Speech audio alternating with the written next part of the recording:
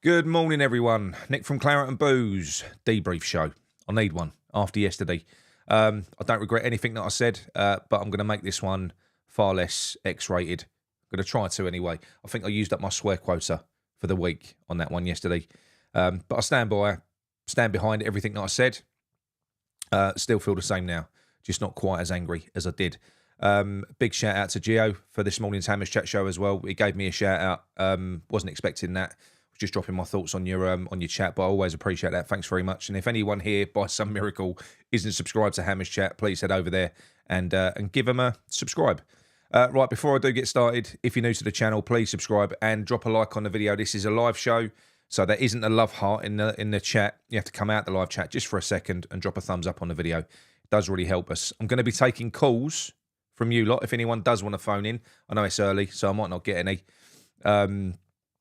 But I'm keen to get, perspectives from both sides, because following on from the Nicholas Fullkrug interview last night, different people are interpreting it to suit their own narrative, to be quite honest, because you can't really... There was no questions asked of Fullkrug. He just had a little explosion. And you know what? I enjoyed it because I was angry, and it was nice to see somebody, a player that felt like me. But I'm going to sort of try and pick it apart and read between the lines on this, because, like I said, there are people that are going, see, they're using the apologists, the Potter apologists that have been backing him. They're going to cling on to that. They are. See, it's not Potter. They're ignoring the fact that Potter went to a back five for the last 15 minutes and tried to close out a win against Southampton, and they're piling it all on the players, because apparently Potter wanted them to attack when he put out a defensive team for the last 15 minutes. No, he didn't. He didn't. But anyway, if you want to believe that, that's up to you. But referring to Nicholas Fullkrug,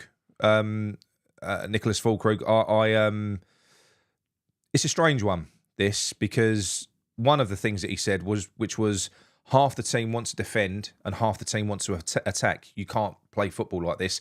I thought that was scathing for Potter. It really was. And I think there's probably some truth in it. I think we've probably got some confusion going on. I did say a couple of weeks ago on a show that...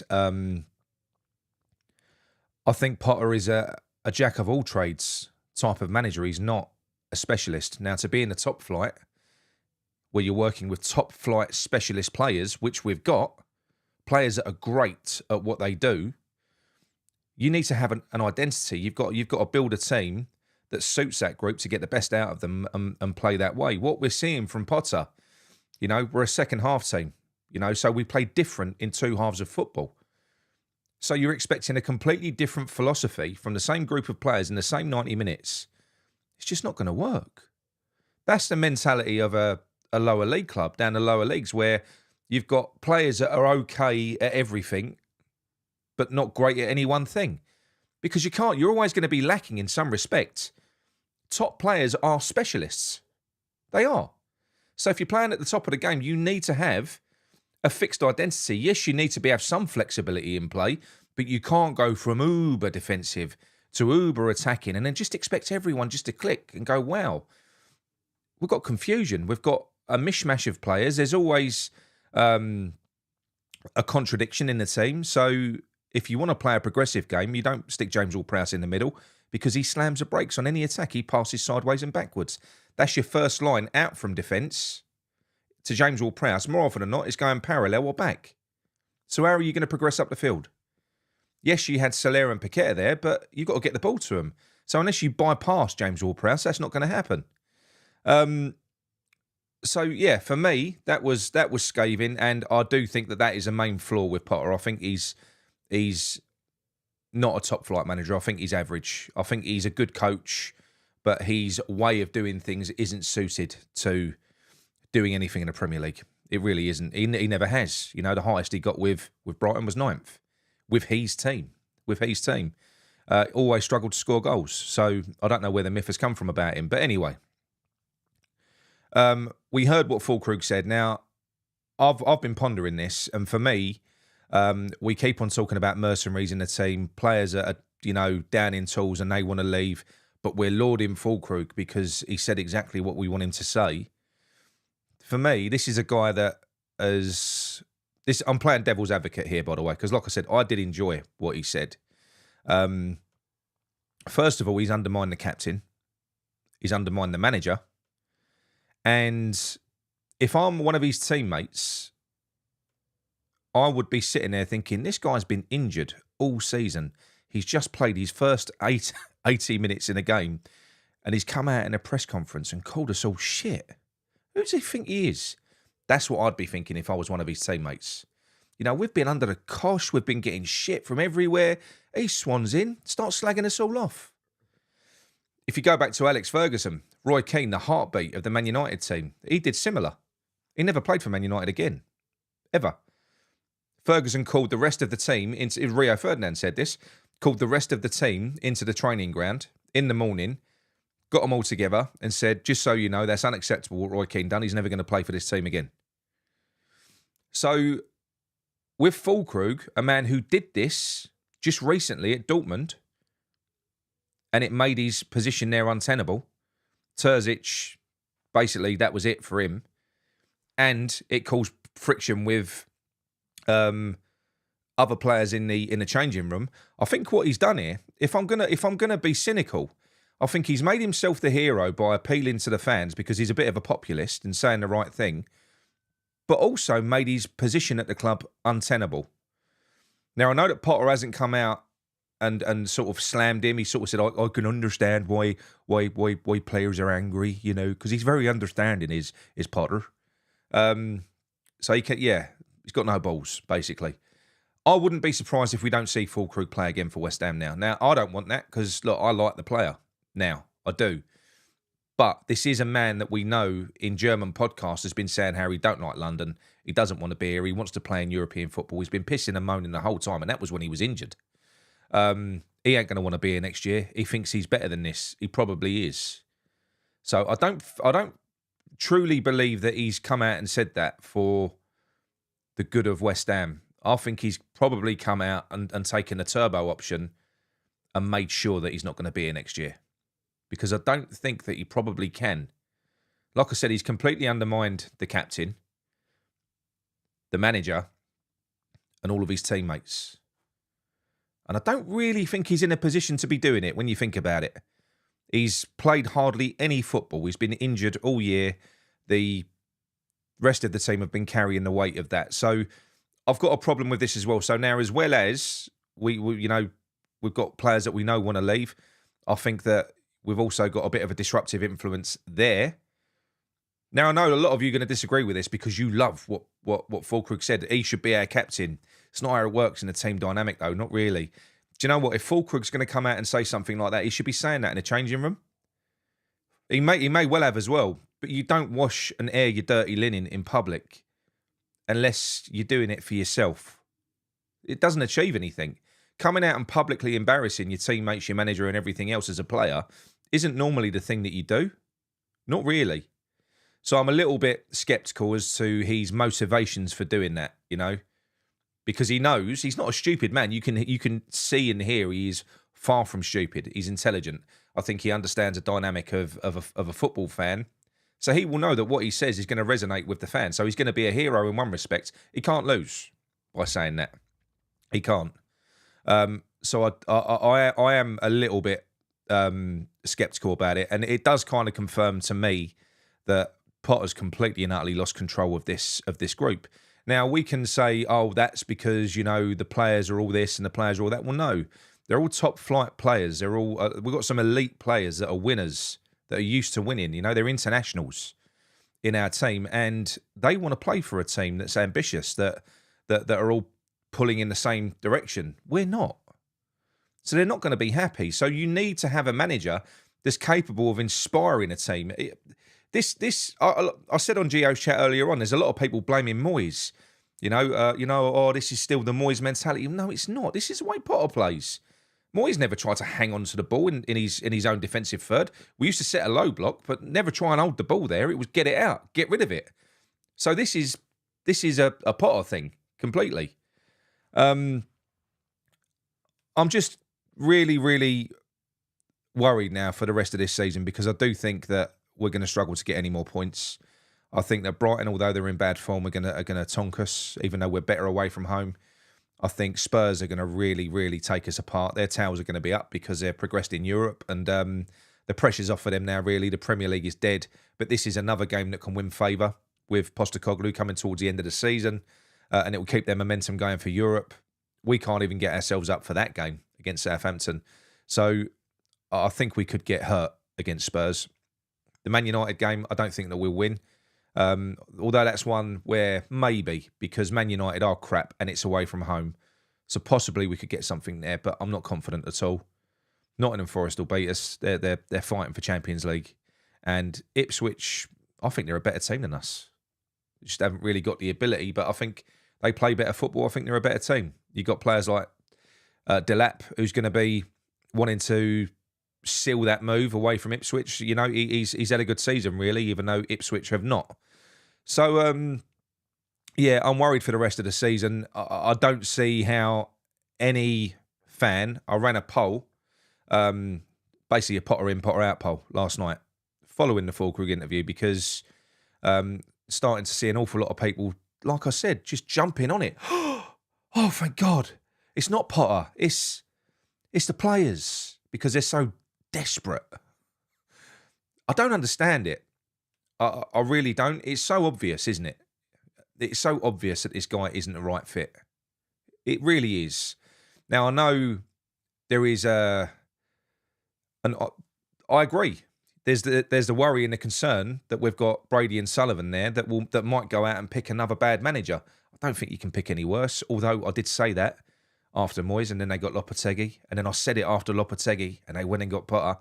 So I don't know. They're capable of anything. But one thing I will say is, you don't stay in an abusive relationship because you're worried about your next one's going to be worse.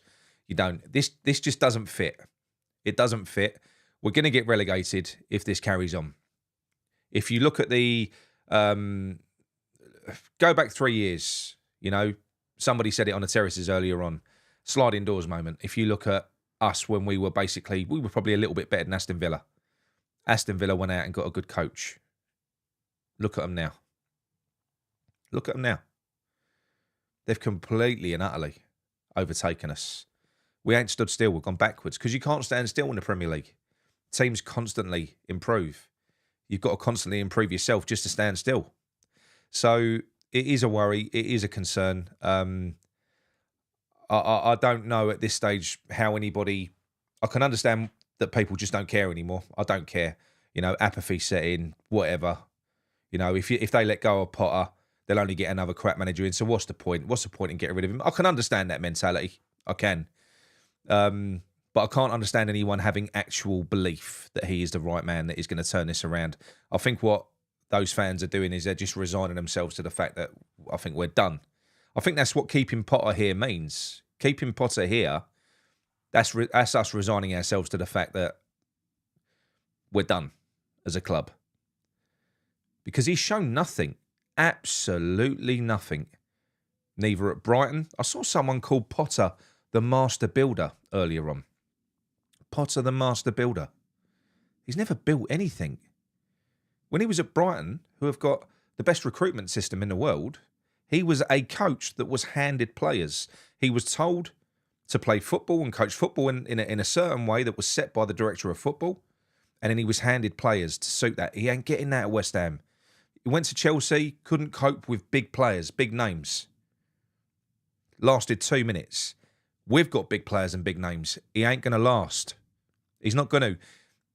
If we, like I said, there's a lot of people that keep on saying, give him until Christmas. Give him until Christmas. We can't make a mistake in the summer. We know the way that Potter wants to play. He doesn't want individuals. He's got no interest. He wants a team that play a very, very dull brand of football, which is possession-based, sideways and backwards. That is honestly it. A team that can hold onto the ball for 80 minutes of a game comfortably and then just knock it forward every now and then and grab the odd goal. Because they never scored a lot of goals, Brighton. Ever. He ain't going to get the perfect players to play that way for a start, because this isn't Brighton, this is West Ham. So you need a manager with a little bit more flexibility and a little bit more talent. Somebody that can operate when he hasn't got the perfect pieces. I just don't see that as being Potter. He's failed miserably in getting the best out of a lot of the players that we've got. I mean, I know that they're another thing that annoys me with West Ham fans as well is, and these are the narrative flippers, as I like to call them. Now, after that yesterday, now there's people not talking about Potter at all, even though he made that change at the end of the game and he went defensive. He went to 5 at the back for the last 15 minutes at home against the worst team in Premier League history when there was nothing to play for us, apart from giving the crowd something to hang on to for next season. He did that. But they're ignoring Potter. It's the players. I mean, Kudus didn't have the best game, but you know what? He was better than Bowen in that game. Bowen was awful, but nobody talks about Bowen. He scored the goal. Apart from that, what did he do? Nothing. Kudus weren't as bad as Bowen.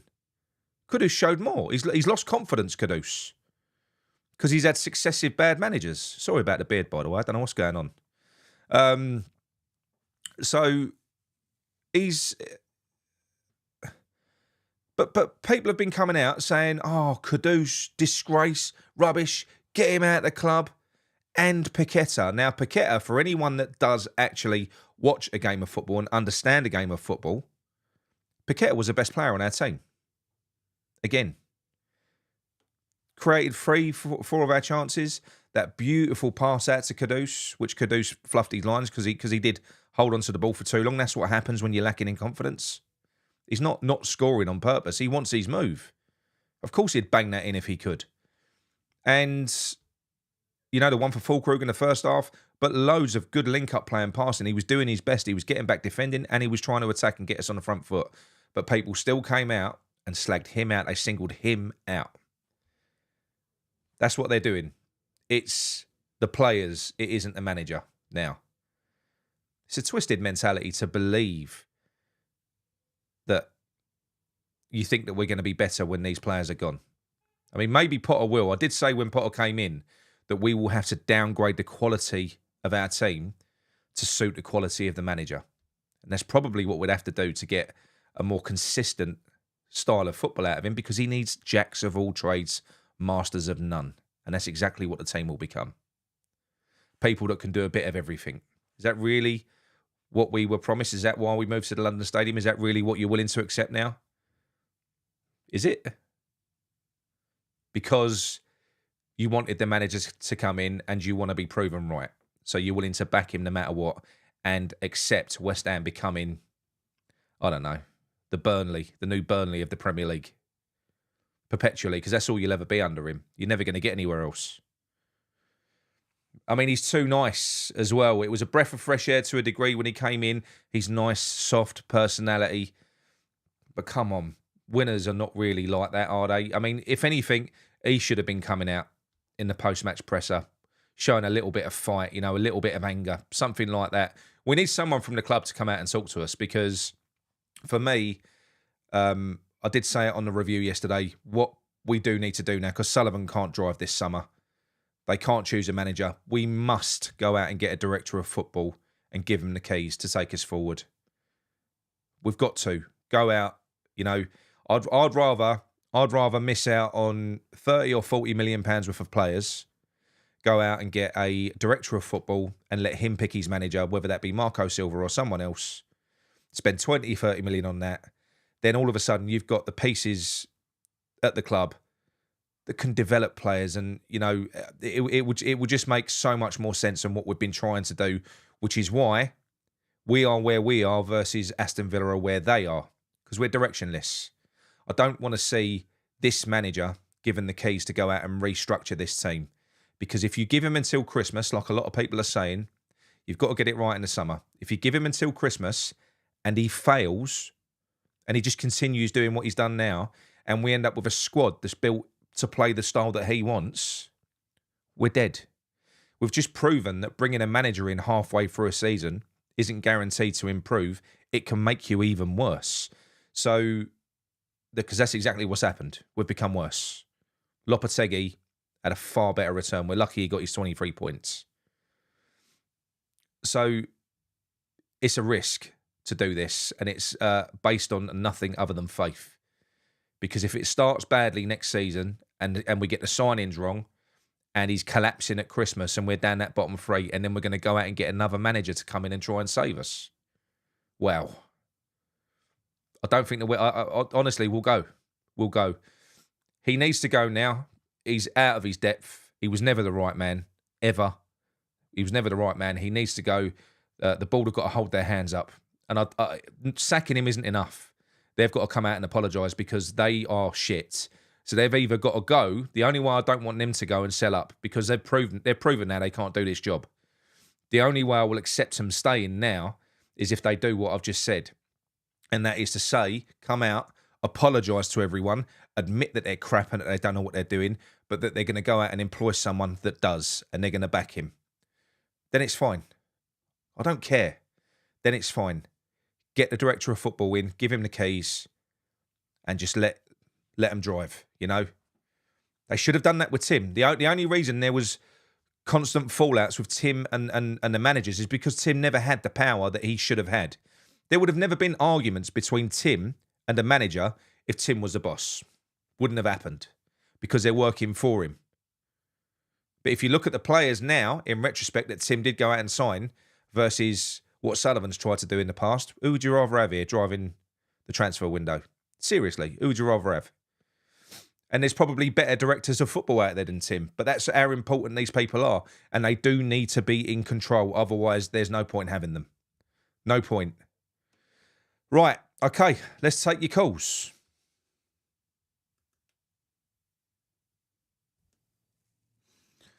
I cheated. I recorded a video before doing this, just so that I could get me message across without swearing. I've calmed down now. I'm all right. I'm calm anyway. I'm fine. But look, this is the point in the show where I've said my piece. So I'm happy for whoever wants to phone in now. I'll put the number on the screen, but many of you have got my number anyway. Phone in. You know, whether you're in favour of keeping Potter, even more so if you're in favour of keeping him. And anyone in the chat, please, we're inviting people on to give a different perspective as well. So if you don't agree with someone, please don't slag them off or anything like that. So let's create a safe space, all right? So everyone can have their say. I am keen to get an actual argument from somebody that basically, rather than someone just going, you're negative, well, explain why and explain why I should be positive. That's what I'm keen on doing. And I promise I'm not going to shout anyone down. Have your say, all right? So where are we? I mean, there's always a few people that are excluded from phoning me in that have been dicks to me in the past, but apart from that, there we go. There's a number. So please do phone in now. Now, you can phone me on WhatsApp as well. If you're from overseas, you have to add me as a contact, and then you can phone me on WhatsApp. It's free that way as well. So, yeah, okay. So let's go through the comments anyway until we do get anyone phoning. I'm not really expecting many calls, to be honest, because it's early. We normally do these of a night, don't we? Wayne says, until we change owners, nothing's going to change, I'm afraid. Every time we have a chance to go and get a top attacking-minded manager, we mess it up. Mate, I do agree with you, but that's no reason for us to accept where we are. We shouldn't be accepting it. We shouldn't be. Yes, there's a risk that they can get it wrong. They've done it now. Successful managers, they've gone downhill. But you can't. Like I said, you wouldn't stay in an abusive relationship because, you know, your next partner might be worse. But yeah, so who's this? Hang on, sorry, 1 minute. I don't know who this is. 1 minute. I'm on. Yeah, no chance. Sorry, mate, you're not coming on. Cresswell. Right. Hello there, Nick from Claret and Booze. Who am I talking to? Barry. Hello, mate. Hello, mate. You're all right. Marvellous. Good. Do us a favour, mate. Just get us turned down on your telly or your phone or whatever it is. Lovely stuff. Yeah, I'll do it now, mate. Sorry, mate. What? Where are you sitting, Barry? I'm gonna hand it over to you, mate, on this Potter thing. I think the man's got to go. I mean, I actually can't remember take the last manager into consideration, and even back to boys. When's the last game of football you actually see over there? No, it's been He's got 3 years. It's I reckon. set up all wrong. It's got to be. Yeah. It's set up all wrong. sorry, Kuda said it's not right. Get him out of that team. Give the young Brazilian a chance. Give the German played his eye out. Yes, I actually think he had a good game. But, I mean, at 55 minutes, I was ready to walk out of there because that's how bad it was. And you keep going week in, week out, I think it can only improve, but that's not even improving, is it? No. And, I mean, substitutions, I'd left when we were 1-0 up. I thought, I'm going to get a train, I'm going home early. Because I've just seen enough. It bores me. You're sitting there. The last one I went to, mate, was Brentford at home. The last one I went to was Brentford at home, and I took my son with me, who's he's 16 now. He was 15 at the time, but he's been going since he was 2, so he's had loads of time over at Upton Park. He loves going away. Well, we went to Liverpool away just recently, but that Brentford game, that was quite upsetting for me because that's the first time we were sat there after 30 minutes, surrounded by tourists. And he said, I don't want to come back over here. It was horrible. I mean, where I sit, the last few weeks I've had a Chinese couple. Yesterday was 2 Swedish blokes. I don't know. Don't bother me, you know what I mean? But it's just... It's the balance, isn't it? I think it's fine having tourists, but when you can see that there's so many of them over there versus real West Ham fans, that's a problem, mate. It's a problem. Yeah. I walked out yesterday, you got grown men with half and half scarves. I think, really? Really? You know what I mean? I just can't get my head around it. You either support Southampton or you support West Ham. Was that ever a thing? Was that ever a thing at Upton Park? I don't ever remember a half and half scarf. It the weren't, was it? The only thing I ever remember was a beanie hat. We had Rangers one side and West Ham the other. Yeah. And I'm going back a lot of years. That's the only thing I can ever remember. But I've never seen offs in all my years until the last couple of years over there. And I just think it's pathetic. Yeah, I listened to TalkSport phone in yesterday with who's silly bollocks from Tottenham, the one who annoys us all, and Cundy. But they went on anyway. They went past West Ham and they started talking about football in general, and they did say they agreed with it. I think what the West Ham fan said, he said, "Oh, we're playing sideways. It's like we're probing the opposition for 45 minutes, trying to feel him out." And then, what's his name? The Spurs. He came out and he went, "Oh, mate, we've had this conversation." He said, "O'Hara." He said, modern football is so boring now. He said every Premier League team is doing it, but he did. But you know what? You haven't got to do it that way because Cundy said there are exceptions to the rule, and like Newcastle play forward, and yeah, they got beat 4-1 yesterday. But that's what's going to happen sometimes when you take risks. And you try and play, and with pace and getting forward, every now and then you're going to get caught out. But that's how football should be played, mate, isn't it? It should be played like that. Oh, goes for both teams. Yeah, but that is not even. It's not even remotely entertaining. No, it's a chore to get a train up there. Oh, I'm only half hour down the road, but it's a chore getting a train. It's a chore walking to that ground. Well. It's not a ground, is it? It's a shithole. Yeah. Sorry about my language, but it is. It's a shithole. Absolutely. And, it kills you before you get in there. And you get in there, you think, right, today's the day. We're playing Southampton. Now, you would think they were top of the league and we were bottom of the league. Yeah. We seem to come down to club's level. They did outplay us. And when you bear in mind as well, people keep on saying, Potter needs time before we can, get his philosophy through. That guy's a caretaker manager that's come in. He's had them players for 2 minutes. They was playing better football than us than we've played all season. Yeah. I looked at it yesterday. I think, so, right, you've had all these games, and I just think you see him every day in training. I don't see him, but you must know who puts the effort in. And if you watch every them videos. It's all the same shit they do, or when they release them on YouTube. It's the same shit. Little tappy-tuppy football in a little goal net. It's. I don't know. I can't explain it. It's all for the camera. It's all for the cameras. That stuff. It's all for the cameras, mate. Yeah. And you just think we've had long enough. If you don't fancy a player, bomb them out. You bought, James Ward-Prowse. What? Why we ever bought him in the first place? And I still don't know why we ever bought him because his free kicks are shit, his corners are shit. They actually are. So what else did he do? Do you know? My son pointed out watching it yesterday. He said, "Do you know what it is with James Ward-Prowse?" He said he's got such a good, sexy technique at striking the ball. He said, but the outcome's crap. He said he looks good when he's actually kicking the ball, But I mean, he done a few corners yesterday, straight onto Ramsdale, and Ramsdale couldn't catch a cold. Yeah. And he's our next keeper, isn't he? I reckon. God, no. Imagine that. Did you see him flapping for them crosses? He's shit. He's so bad. I don't know if you've seen the Sky interview with the German. I have. And he swore, didn't he? Yeah. Brilliant.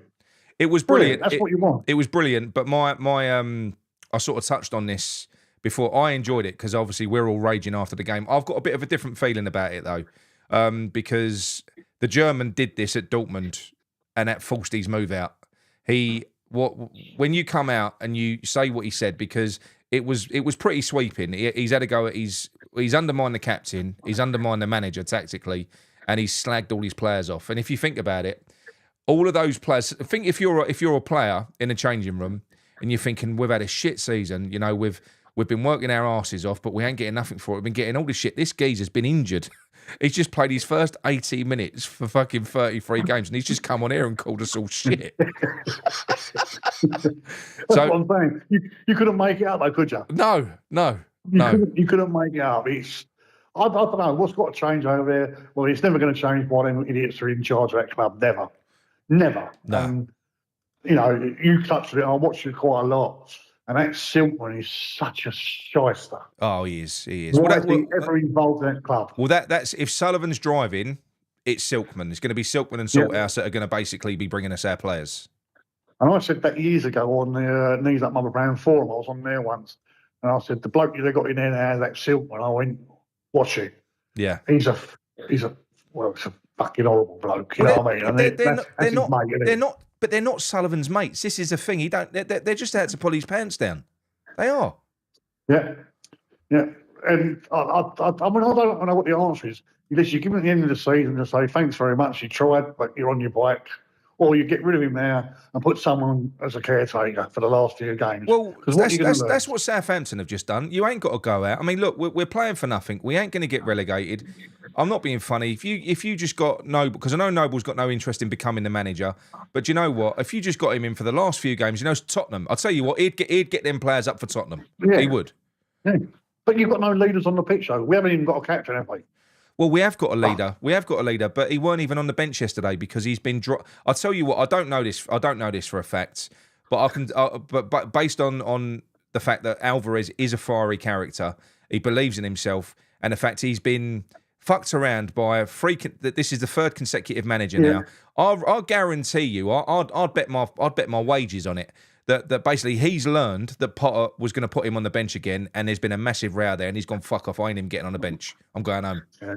I bet you he is, because that is a leader. Yeah, I said that at the start of the season. I made him captain. Yeah, it might have curbed his ways a little bit. You know what I mean? A bit more responsibility. But there's no one shouting on that pitch yesterday. I don't know. I didn't even hear a voice go up. Well, did you see? I mean, the scary thing. Gio touched on it earlier on. He said that when Bowen went off, that the armband was given to Kilman. He's another one who don't fucking speak. Well, yeah, I know. That's by him. I don't know. That's on me way home. Yeah, I don't blame you. That's how bad it was. Honestly, I'll get disillusioned with it. End of the season, I'll get it a lot of times. You don't want to play for. Can I be asked to go there? Well, I paid the money. I might as well go. You know what I mean? Saturday, have a drink with my mates. But there's nothing pulling me over there. No. If I go, I'll go. If I don't, I don't. You know what I mean? If the trains weren't running yesterday, I probably wouldn't have gone. Well, do you know what the sad thing is? One thing that he did say, who was it? It was Cundy, because the West Ham fan that phoned in said, I'm not going to renew next year. He said, I've had a season ticket for 25 years. He said, I'm done. He said, I can't do it no more. And Cundy went, no, you got to do it. What else are you going to do on a Saturday? He said, and you'll miss it. And you know something? I'm talking from experience myself. I thought I was going to miss it. I don't miss it. Ryan Archer from West Ham Fan TV, he's home and away. He let his season ticket go for the first time this season, and he wanted to miss it to try and get the appetite back for it, because he said, I've just been going over there out of a sense of duty. He said, but you know what? It's the best thing I've ever done, and it shouldn't feel like that. It's a chore. Because we are the West Ham fans we are more loyal than any other fucking fans, because we've never really had any success and we still follow them everywhere. But they're doing well because they're literally breaking that now. They're breaking that loyalty down. We're kind of. We don't identify with this team. I don't think. Not really. They've done With it what we bit are by now. bit by moving. That's where they started, by moving. Yeah. That was their aim. But we were warned by Birmingham. No one took no notice. You know, they're going to do what they want to do. And I ain't called the bloke who's dead gold in that and all this old nonsense. I lived across the road on West Ham. Yeah, You might be a West Ham supporter. he's well culpable for this as well. He is. I won't speak ill of the dead, but he was part of this. He was part of this. Let's go back. Yeah. It's the three of them. They broke the back of the club, and that's exactly what they wanted to do. You know, affordable football. The only thing they have backtracked on is the concessions for next season. Yeah, that's the only thing because they had to. They were forced. Their hand was forced. You know, and I go back to when we was going to do the march. That march should have got ahead. They got out of jails free, didn't they? Well, I think it would have. I think COVID saved Sullivan. Yeah. There was a lot of momentum building at that time. There really was, and COVID just took the wind out of everyone's sails. And then, do you know what? When football was back and it was back on TV, we had fuck all else to do. It was just lovely to have football back, wasn't it? Yeah, it was just nice to have football back on telly. And to be fair, Moyes did well early on. You know, it was fine. You know what? It was fine what he did early on. But like I've said before, I've had there's a lot of people that, and I'm not going to get into the Moyes debate. But there's a lot of people that are still rose tinting over Moyes. Well, it was shit in the Premier League. I made a comment to someone on the show that I did yesterday who said, "What was it?" He said, "You're the reason we're here. We had David Moyes." I said, "You're rose tinting, mate. He won us a trophy." I gave him an example, right? I said, "Look how bad Ange Postecoglou's been this year. Looking at it from the outside." I said, if he somehow wins that Europa League, should he keep his job in the Premier League next year? No. Because he's been terrible. But he probably will, and it will still be shit, and they'll probably go further downhill. What I'm saying is you've got the Premier League and you've got cup competitions, and you can't take away that achievement. But the fact of the matter is, if Moyes had bowed out a hero when we won that cup, how you move on and how you grow is by identifying we got away with one here. You know, because we could have got relegated that year. It was a 35 relegation battle. The sick thing is, we had Marco Silva lined up to take over had we not won that cup. He was ready to step in, but he won the cup. Imagine now we'd be 2 years into Marco Silva. Yeah. But I don't really know what the answer is. I mean, the other guys are going to pronounce his name on the board. What's his intention? He sits there, he don't say nothing, does he? You don't hear a word out. He's pointless. Kretinsky's culpable in this as well because he is a major shareholder and he says fuck all. Nothing. Yeah. You know, he's got, what hope you got? Because if Sullivan does go, is he going to hand it over to his poxy son? That's what I'm worried about. Yeah. One day you tick it off. He's worked everywhere at that club, that kid. I don't think so. I think Jack is wet behind the ears, and I think even his dad knows it. You know, I think with him, from what I've been told about people that know Jack, he's nothing like his dad. He's actually a nice kid, but he ain't a businessman. No. He ain't a businessman. Nah. I don't know. He's at the end of the season. Do we have to bite the bullet and part ways with him? It's got to happen. But who are you going to get in? Who knows? The risk for me is we can't get it wrong this summer. Like I've already said, we can't go backwards because if we go backwards, we get relegated. And to place all of our faith in a bloke who's given us no evidence that he is the right man, no evidence at all. I think it's suicidal, mate. That's there's no strategy there at all. There really isn't, you know. I mean, what was the question that Gio asked? If he was on a 6-month contract with an option to extend it based on his performance in the first 6 months, would he be getting a new contract? Look at the results. That'll tell you everything. No, he wouldn't, would he? He wouldn't be getting it. They'd already be looking for his replacement now. But I just don't get my head round. You go to Liverpool away, and I actually thought we were a better team. I thought we were unlucky. That's only my opinion. And you come up against Southampton, bottom of the league. Yeah. They've got nothing to fight for. They've already been relegated. They could have gone out there in flip-flops and played yesterday and still been better than us. You know what I mean? They didn't even need to try. I'll tell you what, if they'd have had Fullkrug up front, they'd have been about 3-4 goals up. It's just that big striker they've got up front is fucking useless. He's useless. But they got no cutting edge, which is a reason why I think they've struggled to score goals. Obviously, you know they don't make. They'd scored 20 before that game. They'd scored 23 goals in 32 games. And we went to 5 at the back against them for 15 Mm. minutes. Mad. I don't really know what the answer is. I mean, we got a team of individuals. Yeah. That's what we bought. We bought individual players. We haven't bought team players. And I say, I actually believe Kudos hasn't been right since he went to the Africans Cup the other year. And I believe that. Yeah. He seems like he's lost confidence.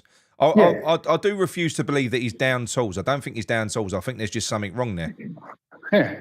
He's either the manager's telling him to do something different than what he ain't used to. Yeah. But I would take either him or Paqueta out of that team, or take Paqueta out of the team. Just give him a free run. Just play where you want to play. Yeah. And I would across the back, in front of the midfield, go across the front line. But there's nothing. It's just, I mean, you got a big lump yesterday, but how many actually balls went in that area? No. For a header. I know. Didn't see it cross, did we? No, not at all. Mate, there was nothing in that first half. When you look at that team on paper, well, there was a problem. Especially, I'll tell you what, especially when you play the way that Potter plays, which is trying to pass your way out. So if you're trying to pass your way out from defence and you've got a bloke called James Ward-Prowse, who's the next line out from the defence, you're never going to progress up the field because he don't pass forwards. No. He don't pass forward. So how are you going to get up there? You ain't going to. He's like a poor man's Ray Wilkins, isn't he? Oh, mate, That's he's so bad. He's so average, that geezer. He's honestly, he's shit. I would say he's more pointless than Souček, because at least Souček, there's something. You know, he can do something. He can do something in either box. But James Ward-Prowse, for me, nah. He not a chance. And the reason that he plays every game, and he has played every game since Potter's come in, is because he is his ideal player. Potter wants slow down, stop, control, keep the ball. That's what he wants. But I mean, like Soler, I actually see a player in him. No, Not I do. Us, but I see a player in him. I see a player in him for us. I'm not. Well, the thing is, right? If you think about it logically, how are we going to attract players next year? We've already got this geezer. We probably could get him if we paid the money. He won't be getting the same wages. You know, he wouldn't be getting the same wages. But if we paid, because he's a quality player, I worry about who we're going to be able to attract next season. I don't know. I just don't know. It'll be based on bargains or South Americans who we've never heard of. Yeah. You know, and I'm not the kid who come on yesterday, because I actually think there's a player in him. I thought he done well yesterday. Done well against Liverpool. There was flashes. I mean, the kid had a chance. So what do you do with the next game? I'll bring Alford in. Yeah. Put him in the middle of the midfield. Yeah, Give him a run. Absolutely. Well, why not now? Because do you know what? What you will get from youth players is you'll get enthusiasm. At least you'll get enthusiasm. They'll it's a big opportunity for them. There's nothing really that can be achieved now. I think that's probably the next stage, because he can't get a fucking result with. You think about it logically, mate. I know the players have been a letdown. They have, but you need to have the right type of person managing big egos. You do, and that person typically isn't a nice guy, because if you've got a team full of underachievers who are grateful, like from the Championship, then yeah, you can mould them into whatever you want. But if you've got Germany's number 9 and you've got Brazil's number 10, and you need a bit more of a stronger character there. I think you just do. Yeah. That's the same. We're going to lose. I reckon we'll lose Paqueta. I think he'll get off with his betting. I actually do think he'll get off with I hope he does. Look, Paqueta, a lot of people don't agree, but for me, Paqueta was our best player yesterday. Some of them fucking passes that he made, the ball out to Kudus, which Kudus should have done better with. He created the chance for Fullkrug early on. He started the move for our goal as well, brought it out, because he's a forward passer. He's always trying. But when I look at him at the moment, I will say I think he's on a different level to the rest of the team. He's too good to be playing for a 17th place team. He just is. I don't know where we go from here, really. I feel like we've missed the opportunity. Like I said, there was a sliding doors moment when you go back to 3 years ago with Aston Villa. They was worse than us. They went out and got Emery. Look at them now. Yeah. That's the difference. That's a difference a manager makes. That's the difference. Look at their recruitment. Yeah, but it's half the players they bought. Have you heard of them? No. But what I mean is the players are irrelevant if you've got. I've said it before. We've had this now for 3 consecutive years. We've had Michelin-starred ingredients with a fucking McDonald's chef. The meal's going to be shit. It is. You're still just getting burger and chips. That's all you're getting. I do like burger and chips, to be fair, but. I'll do it all, yeah. I want to buy over there. I want to buy over there because I wouldn't give my money. So anyway. So anyway, Barry, before you go, closing thoughts on Potter. Would you rather he went and we rolled the dice again? Yeah. It's got to happen. He's got either way. If you're going to stick with him, give him the end of the season, say thanks very much. It ain't works out. Bye bye. But there's no point sacking him now. There's nothing, probably nothing to be achieved in sacking him now. No, you know. Let him see the last how many games we got. 5, is it? Yeah. Let him see the games out. See if he can change that team in any shape or form to give us a bit of hope. And I'll bring a few youngsters in. You know what I mean? And I would throw a few youngsters in. What you got to lose? No, exactly. We've got nothing to lose. You know, get rid of the old steadies. Get rid of Prowse. You know, they shouldn't. He won't. He brought him back. He reunited Jedward. That's what he did. That's on him.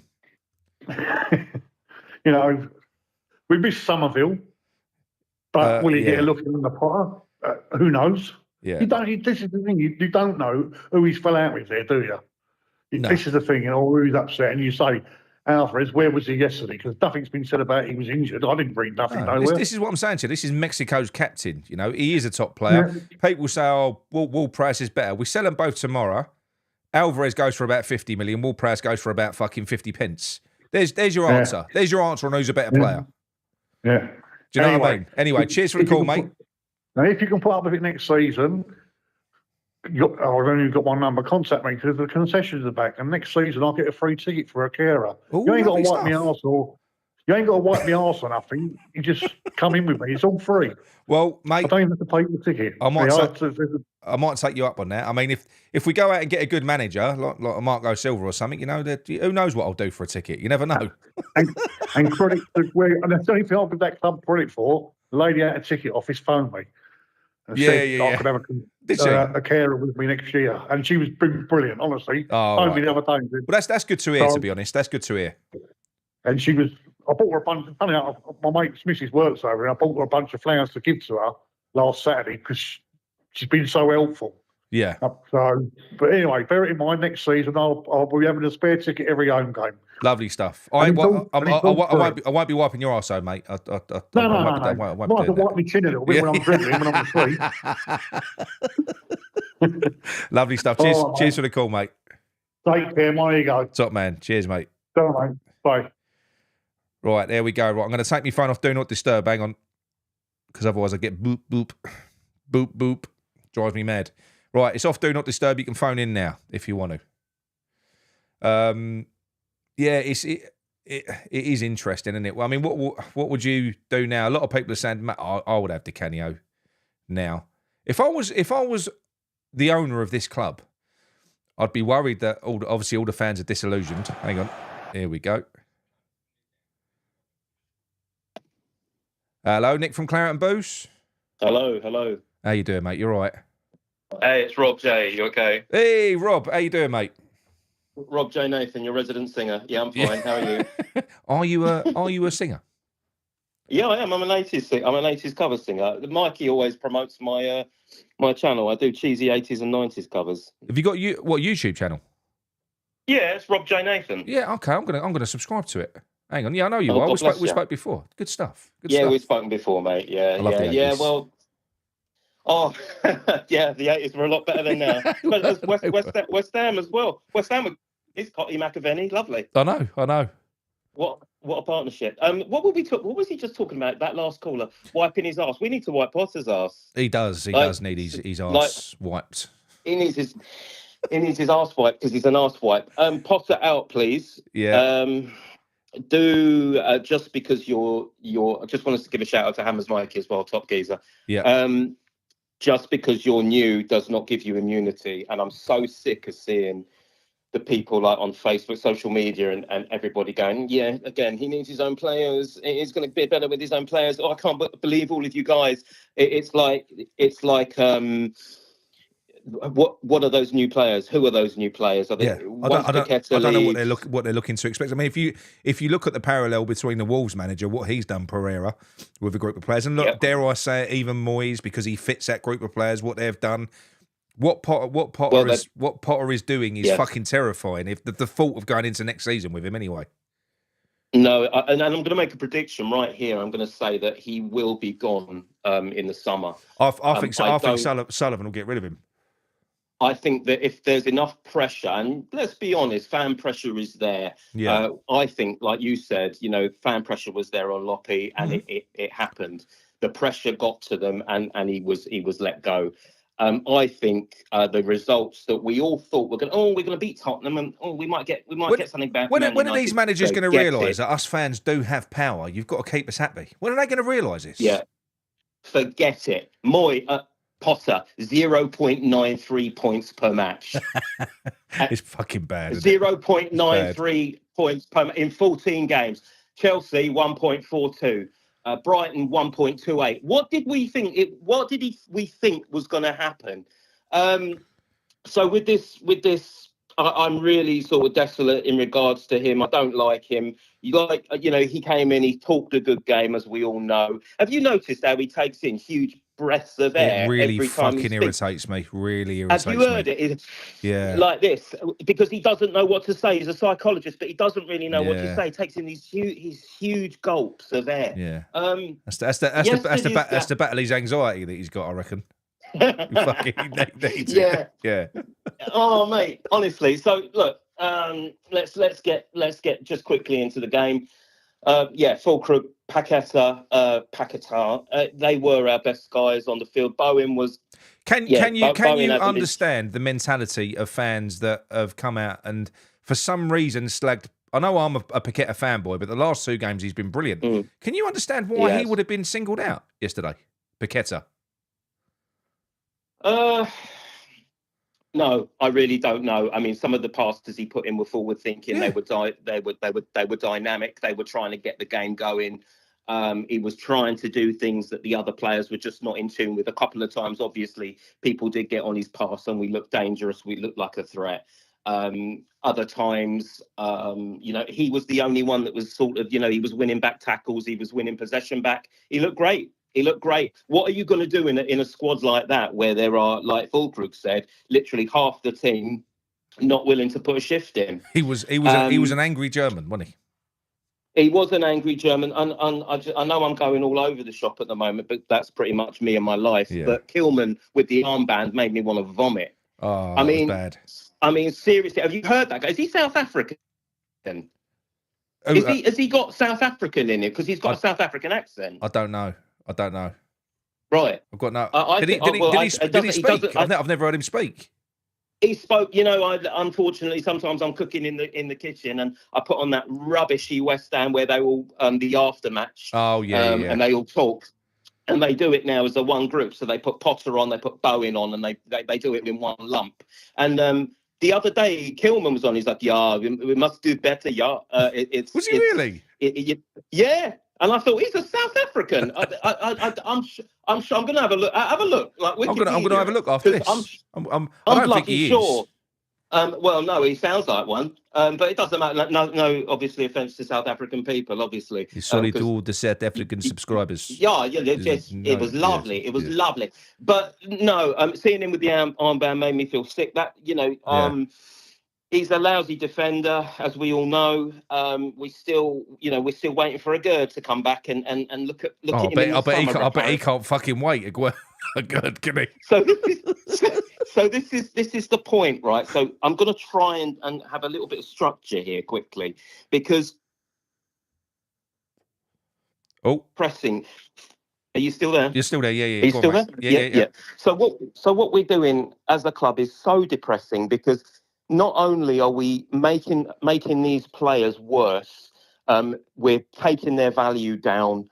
The likes of Kudus, Paquetá, that we're not going to get as much as we thought for them in the summer because of the position we're in. Nope. it's really sort of hard to understand. And people are saying like, oh, Soler, he looks like a bit of a player. If he was playing in the right position, maybe we'd look at him and maybe we'd take him. Well, he's not going to want to stay, is he? Well, the thing is with Soler, I mean, he ain't got amazing options. It's only like go out on loan to Valencia again. But having said that, it's go out on loan to Valencia, but still want to be on his massive PSG pay packet. So I don't know. Yeah, but look at him. How do you think that guy feels playing in a team like that? I mean, he's collecting a huge salary, but he must be looking around at his agent going, He's been sat on the bench for about 10 games, watching Thomas Soucek meander around the field in front of and James Ward-Prowse. It's bizarre, isn't it? It's bizarre. And when he does come on, he's generally played in the not to his strengths. Well, left wing. He's been sent out to the left wing. He's a central midfielder. I saw him put in that really good sort of marauding run against Liverpool, and I thought we got this he's a tank, he's an engine. Let's go. But he doesn't get into those positions often because he's not given the opportunity. But if I was him, I would be looking at talking to my manager, saying, "Mate, I got to get out of here. This is crap." I can't.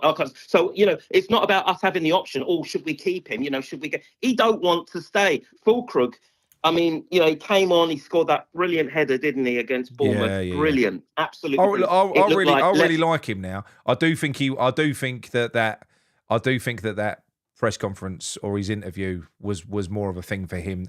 What he's done is he's just ensured that he ain't going to be here next season. That is what he's done. Yeah, he's put himself in that position, like you said, like he did with Terzic. I think he's put himself in that. He's put himself out there. I think he's come on. Even when he first joined, his interviews were honest. They were refreshing. He sounded like he was really excited. I like him. Yeah, I like him. I think he's a lovely man. I really do.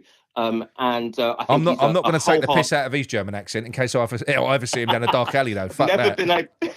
Never been able to do a good German, to be honest. But I thought, what a lovely fella, what a refreshing chap. He speaks. He doesn't speak like a robot. He speaks nice. He really sounds like he's up for this challenge. Obviously, he got injured. It was unfortunate, but he's come back and he's shown that he's a full-blooded player. He's really up for. He's really every time he comes on, he gives it his all. Do you know what? He's literally a quality player as well. I mean, in the 75th minute, because this is a player apparently he's not. He can only play half a game. So 75th minute. He gets that ball, shows wonderful feet, and he holds it up, and plays in a beautiful weighted pass to Guillaume. He's a team player. Right. That was in the 75th minute, and then he gets fucking hooked off for Thomas Soucek, and that signal. Gio made the point on his post match. He said that when you do that, Oliver Glasner did the same thing against Man City, where he took off Mateta at half time. Brought on a midfielder, and he said, I did the wrong. Glasner came out and said, I did the wrong thing. I sent a signal to the opposition. What did that do? Taking your forward off and putting a midfielder on with 15 minutes to go. Come on, have a go at us. We're going to sit back. Yeah, but Potter would never make, he'll never make that admission. He's not that kind of man. As I say, he's a psychologist. He's got to try and change the narrative. Mind fuck us all. That's what he's got to try and do. I don't have any faith or confidence in him. I feel like too many times this season, obviously, again, we thought, oh my God, please, let's get a manager in that's going to play these guys in the right positions. Yeah. But we should have stuck with Loppy. He got us, he's had a better points tally. He'd have probably got us another, 20 points. 23, 26 points, I reckon we'd have finished probably about 14th, 15th. But the players would have at least known what was going on to a certain degree. Changing to Potter at this stage, it was a mistake. Look, we can all go hindsight, in terms of what we think would have been the best option. But like you said earlier, it wasn't, basically it's made us worse. We never got a new manager bounce at all. The only new manager bounce we had was against Villa, where we looked great for 45. This is key for me, because what this season has proved is that to Sullivan, or at least it should do, is because he rolled the dice with Lopetegui. The director of football didn't want him. He got his man in, and then he got rid of him halfway through a season. But it ain't worked. We've got worse. So next season, it should be alarm bells, because people saying give Potter until Christmas. We'll say it goes as bad because we are 18th in the form table since he's taken over. So let's say that continues and we're bottom 3. It's all right. We've given him half a season. We've sold all our best players. The new ones that have been signed ain't doing it. But we'll sack him. We'll bring another manager in. There's no guarantee that manager is going to get that bounce. No guarantee. None at all. And as I say, we're making good players look worse. He's putting in, they're dropping by 10 or 20 million in valuation because of the way he's got them set up. Yeah. So we're not going to get the money to get good quality. No good quality player is going to want to come here. They're going to look at the league table. They're going to talk to their agent and go, what? How many fourth worst goal difference in the league? They're going to look at the way they've played. Think if you're a striker. Sorry to interrupt. Think if you're a striker, right? Jonathan David or the other one, Delap. You look at the team that you're going to be going to, right? Are you going to choose the team that has got the 20th lowest fucking chance creation in the entire Premier League and think, yeah, that'd be a good move for me. I'll get the least amount of chances out of any fucking club I can go to. I'll go there. I'll do really well. It's all stacked against them. It's all stacked against them to be, to underperform. They can't play to any of those. This team can't play to a striker's strength because we haven't had a striker for so long. No. And when we did have a Haller or where we did have, the Italian lads, Scamacca. Again, they were playing. All good players, by the way. They were all good strikers. Great all good players. Strikers, yeah. Great players. I loved Haller, but he was played he was played isolated. When he was always known to have two up top, he's always played with the strike partner. So Moyes put him up on the top on his own, and he still managed to get a good, He scored some fantastic goals, but not enough. Moyes can only operate with a battering ram up front. He's got that now with Everton with Beto. He's using him as a battering ram, doing almost the Antonio role. So any forwards that have got a little bit of culture, that's not going to work for him, is it? No, absolutely, mate. And as I say, I'm going to try and wrap this up so I want other people to come on and hear their point of views. But what the thing I really wanted to basically say is, I really want him to be gone by the summer at least. I don't think those games against Man United and Tottenham, I'm not looking forward to them at all. I think we're going to get beaten quite convincingly. Mm-hmm. I don't see many more points this season for us. 3 or 4 if we're lucky. I think I want him gone. He's devaluing the players that we do have, and he's stopping good players attract. He's not going to attract good players to this place. I don't want to talk about the ball and that. What I would be doing, I think our only chance of not going backwards here, and our only chance of convincing top players to stay is by showing ambition. And you could do this as an owner. You could round the players up and say, look, we've made mistakes. We've gone out and we haven't gone and got the best manager. We haven't done that.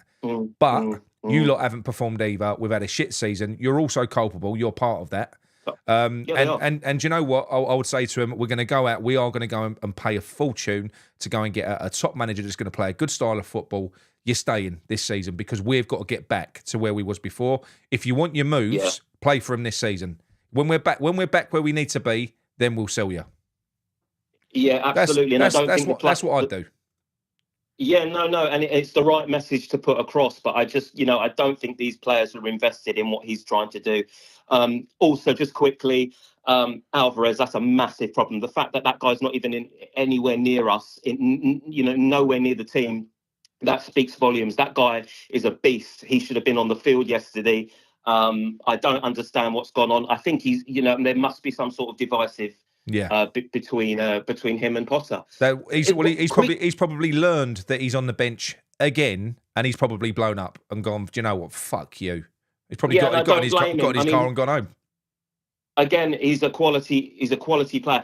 And real quick, I must get this point across. It almost seems like Potter listens to these channels because even Gio and the guys the other day, they were saying, everyone, we've got to start with 4 at the back. Please start with 4 at the back. Please start with the 4 at the back. Yeah. And he did. He started with 4 at the back. Please put Fullkrug up. Please put him in the first half. Don't put him in the second half. And he did it. It's like, and then he put in, and he's played Scars quite a lot, because he wants to show that he's really up for the youth. It's like he's done these little things to try and pacify, our sort of fan base, the guys that are, the YouTube sort of fan base. Yeah. I definitely think he listens, because he did start with Fullkrug, he did start with 4 at the back, but he still can't execute.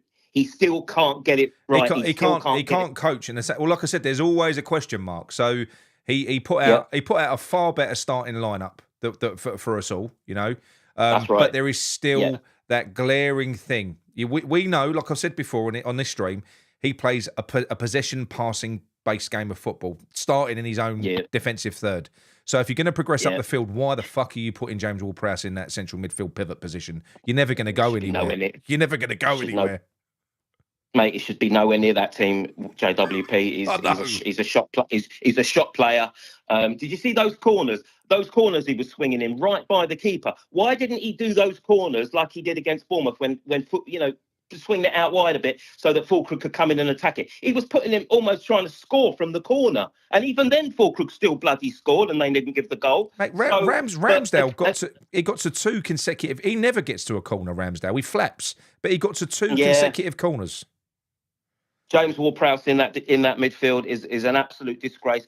There's so many things wrong. I could be here all day. Cresswell in his 10th season. Antonio still kicking around 10 years later. There's so much wrong. But, look, as I say, I want him gone. Potter said that we don't need a rebuild, though, so we're going to be fine. We're going to be fine, No, we don't need a rebuild, no. And what we're going to get, 4 or 5 players through the door, God knows what they're going to be. I'm not looking forward to the summer, but I reckon, as I say, I think we'll go back down to 17th. The goal difference will be worse. Yeah, 1 or 2 more points, and I think they'll get rid of him. Wolves are playing Man United away, which they might not win, but then they play Leicester, so they'll get those 3 points. They'll go above us again. They'll get those 3 points. And who have we got the next couple of games coming up? Just quickly, Brighton and Spurs. Brighton, are we confident for Brighton? No. They're not in good form, but they'll beat us. I mean, we've got more chance away from home, but Spurs at home, no. We ain't beating them at home. No. I mean, look, just quickly, look at the if you look, Spurs, they've had a crap season. Yes, they're riding high in Europe. They're not as bad as us, though. They're not as bad as us. Yeah, but because of the European competition, I think they're having a better season. They've got 11 goal difference, even though they've been crap this year. They've still been banging goals in. Yeah, I know. So 11. They shouldn't. Basically 11 goal difference. We're minus 18. They're going to beat us. It's bad. I reckon he'll be gone in the summer, and we go again. But really disappointed. I agree, mate. It's awful, mate. Honestly. But listen, lovely to speak to you, mate. And you. Right, mate. I'm going to let you go. I'm going to take one more call, people, and then because I've got to get over Dunelms or something to go and buy a fucking bathroom light I've got to put up. But anyway, enjoy your Easter. Mate. Enjoy. Thanks. Enjoy your Easter. Thanks for having me on. Yeah. Cheers, mate. Yeah. Happy Easter, mate. See you later. Cheers. Bye. Ta-da. Right, one more call, people, for people who want to... I'll tell you what, I'd love... And I ain't screening these, they're just numbers that are coming up. So, like I said, I'll give people a voice.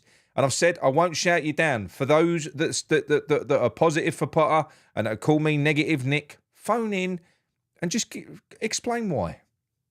Please. And that ain't me taking the piss. I'm keen to understand. So, for those that tell me I fooled the narrative, here we go. Right. Hang on. Hello there, Nick from Claret and Booze. Hello. Hello, can you hear me? I can hear you, mate. I can hear you. Yes. Hi, I'm Ibrahim. How you doing, mate? You all right? Yeah, I'm doing good. I've been better apart from yesterday. I was at the game. You poor git. Yeah, I was. I'm a season ticket holder. I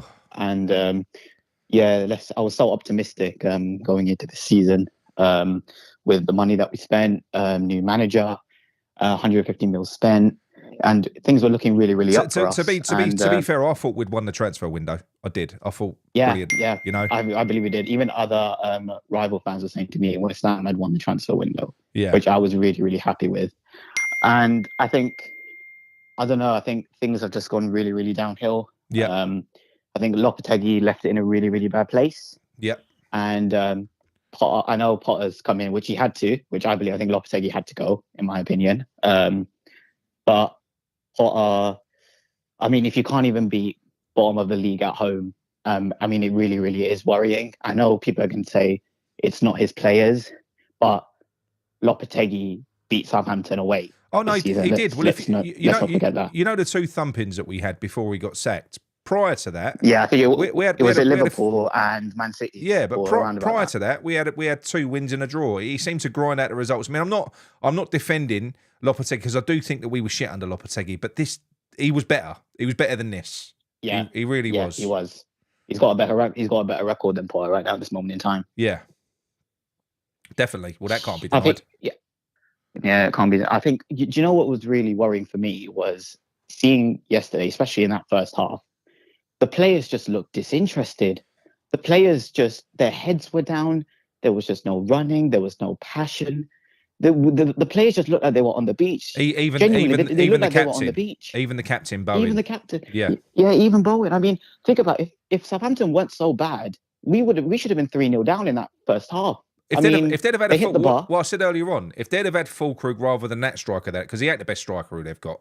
If they'd have had someone like a Fullkrug, someone who's a bit clinical and you've got something about him, they probably would have been 3. They did it to bar though, didn't they, in the first half? Yeah, they hit the bar and Walker Peters missed an absolute sitter. Yeah. I think I remember that one, seeing that. But I must admit, I did like the look of Walker Peters.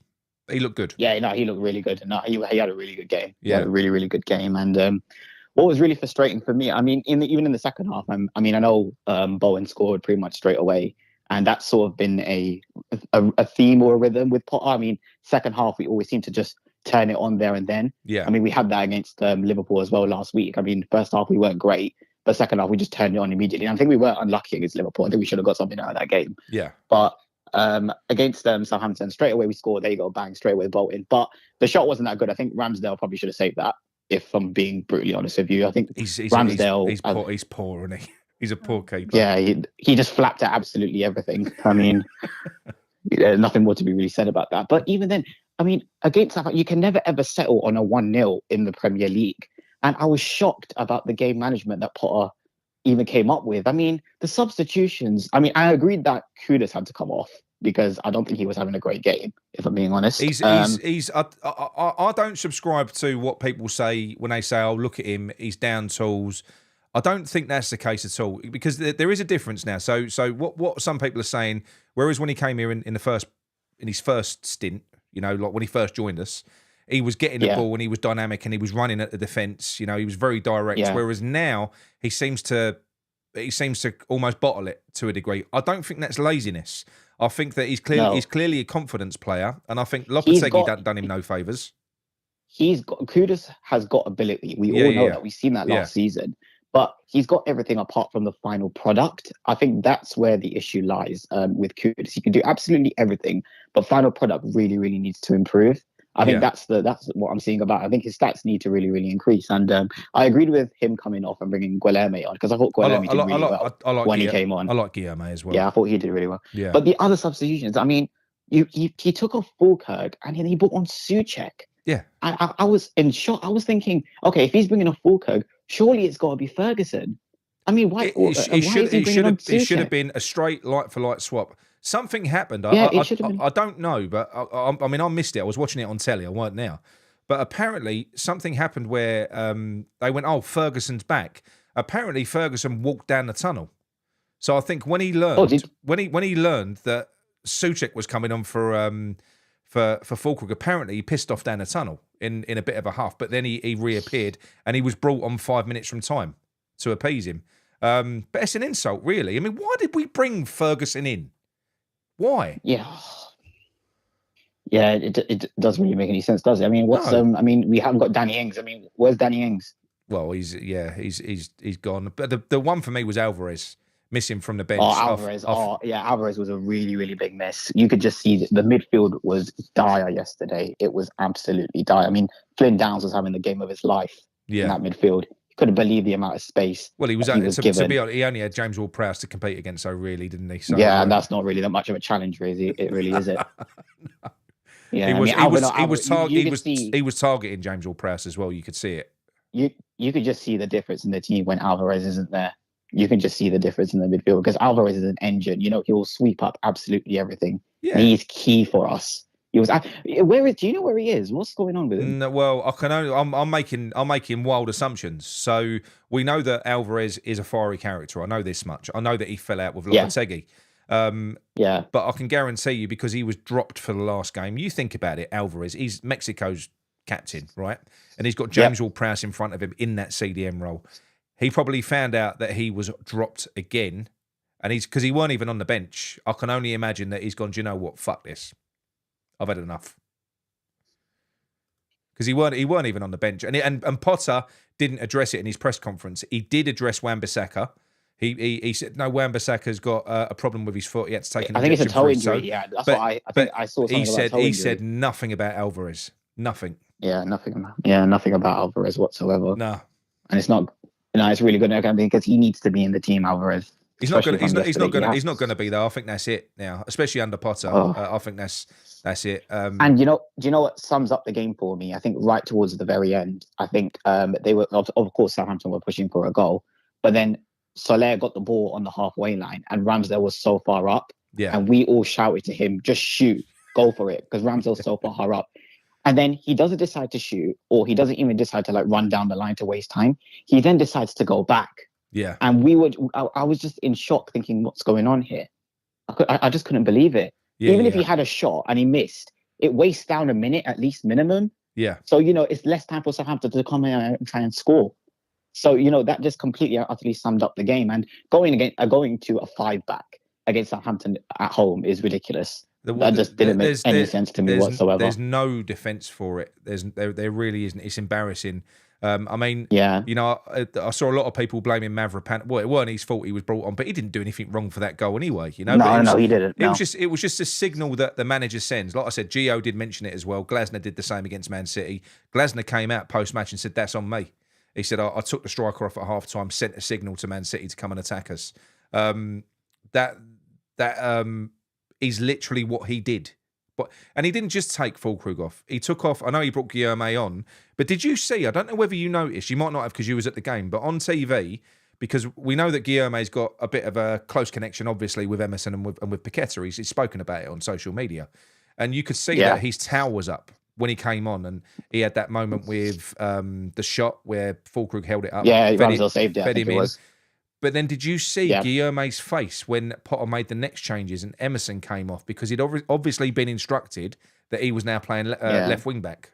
That's what he was instructed. And his face, it was like he'd been smacked. He was like, "Oh, really? What, you're going off now?" And he looked miserable. I didn't actually see that. At that point. Yeah. He did. So he'd only been on 5 minutes. And do you know what I mean? And he was getting forward because he wants his goal, doesn't he?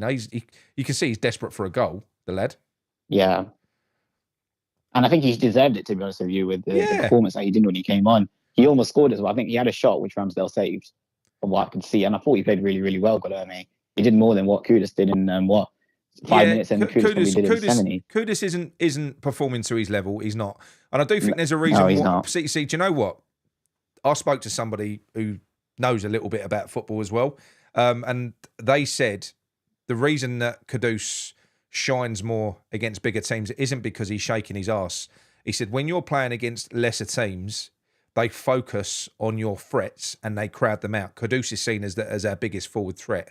So whenever you look at Kudus going forward, he's got 2-3 players on him. They're around him. They crowd him out. The people say they've sussed him out. They haven't. It's just that we haven't got that many more threats, so they focus on him. Not so much Bowen. They don't really focus on Bowen. But when you play against bigger teams, they're more focused on their own game, getting forward. So Kudus finds himself in more space more often against the better teams, playing counter-attack, than what he does when we're playing this style, where we've got to take it to the opposition. That's the difference.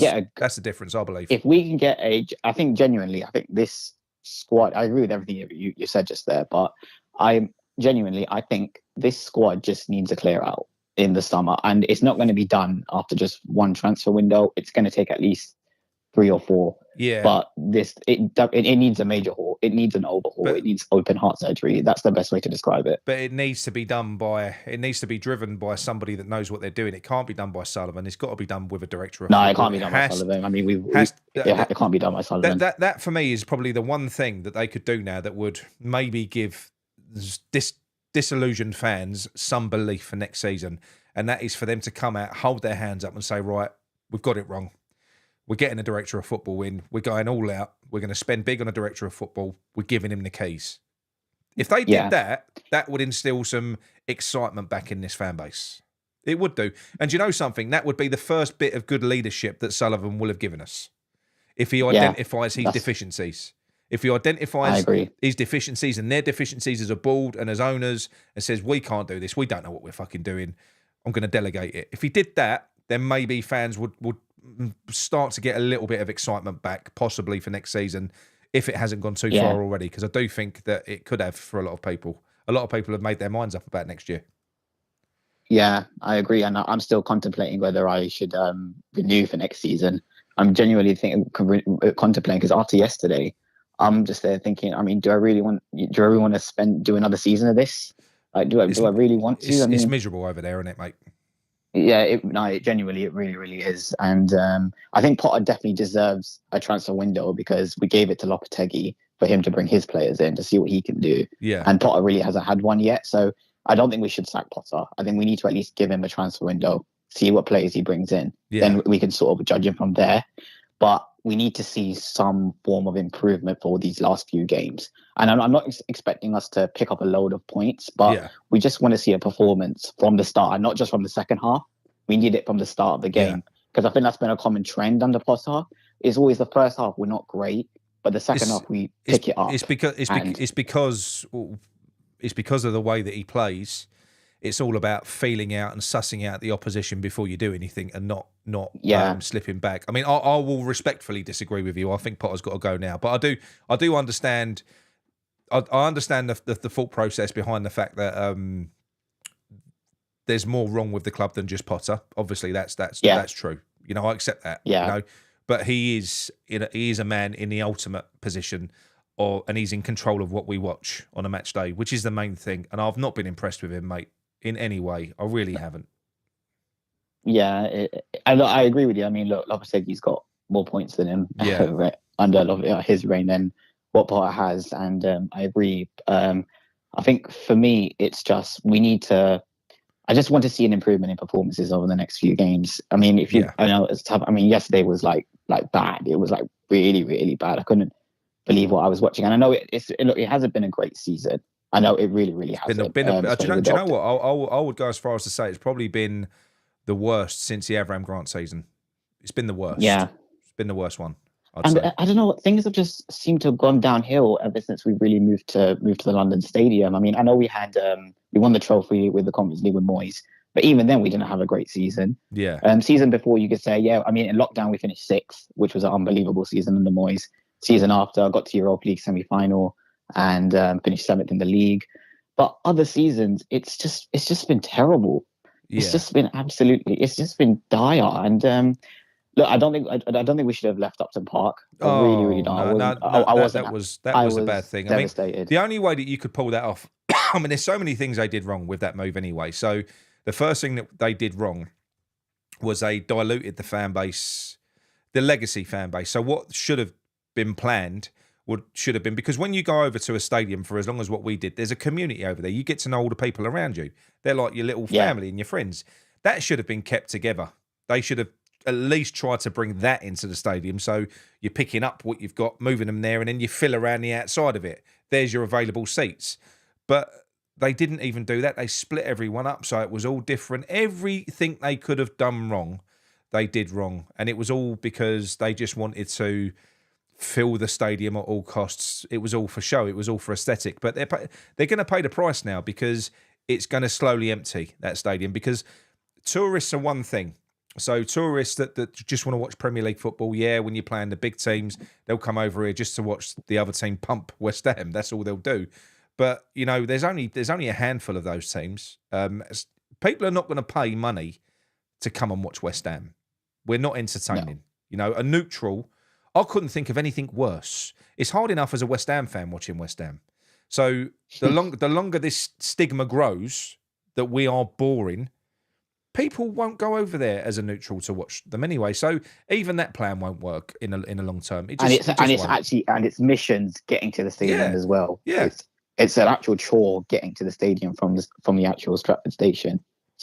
It's actually crazy. It's all crap, mate. But anyway, lovely to talk to you, mate. Make sure you phone in again. Yes, I will. All right. So I really enjoyed this. Thanks for that. Cheers, mate. Thanks very much. Speak to you later. Cheers. Take care. Bye. Cheers, mate. Bye. Cheers for the call, Ibrahim. Don't worry. I'll speak to him a couple more times. I'll groom him. He'll be Potter out next time. But no, I do get it. I get the mentality behind. But I think people are fed up with more than just Potter now. I think that's where this stretch is. And I get it. This does all sit at the feet of Sullivan and Brady. 100%. This is their fuck up. Like I said, it was bad under Moyes. Really bad towards the end. We won a cup. Like Ange might win a cup this year. But look at them. They're crap. Not as crap as what we were. We had a 35-game relegation battle, and then it was poor again. And then I thought, oh, look at the players that we've got. This is the opportunity where we move on. And the other thing as well, right? The other thing as well is the reason that I was so dead set on us moving on was because the opportunity was there because of the players that we've got. When you look at the players that we've got, you think we're just missing that piece. If we sell those players in the summer, I won't feel as strongly about it because the opportunity's gone as far as I'm concerned.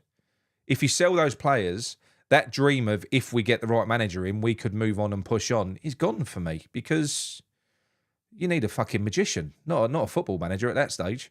So there's been a great opportunity for us to move on since we won that cup. If Moyes could have retired a legend. We could have done what Spurs will probably do with Ange at the end of this season and let him go, and they'll go out and probably get someone like Iriola to take them forward, and they'll have a fantastic year next year. That's what they'll do, because although they're not run well, they run better than us. We didn't. We just sat and we just allowed it all to just unravel, even to a degree for Moyes, who had repaired his reputation after that bad Premier League season, could have bailed out a hero. You know, even that was all fucked up. You know, I would have ignored it. I would have actually sort of doffed my cap to him at that point if he'd have left.